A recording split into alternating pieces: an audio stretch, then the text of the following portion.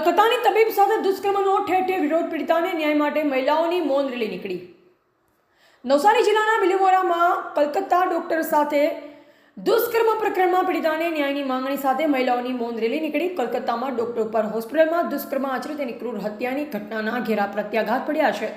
દેશભરમાં પીડિત પરિવારને ન્યાય અપાવવાની માંગ ઉઠી છે. નારી સન્માન અને સલામતી માટે મૌન રેલીઓ સહિત વિવિધ પ્રદર્શનો યોજાઈ રહ્યા છે, જેના ભાગરૂપે બિલીમોરામાં ગુરુવાર સાંજે શહેરની મહિલાઓએ ગૌરવ પથ પર કોલેજની રાજભોગ સર્કલ સુધી મૌન રેલી યોજી અને રાજભોગ સર્કલ પર એકત્ર થઈ મીણબત્તી સળગાવી મૌન સ્વરૂપે બેનર કાર્ડ દર્શાવી ન્યાયની માંગ કરી. મહિલાઓ સાથે થતા અત્યાચાર અને અન્યાય ઉપર રોક લગાવવા કલકત્તા ઘટનાના દોષિતોને ઉદાહરણરૂપ સજા કરી પીડિત પરિવારને ન્યાય મળે તેવી માંગ કરી. આ રેલીમાં અલગ અલગ સંસ્થાઓ અને વિવિધ સમાજની મહિલાઓએ ભાગ લીધો. ટીવી18 ન્યૂઝ નેટવર્ક સાથે રિપોર્ટર રસીદ બાણા, નવસારી.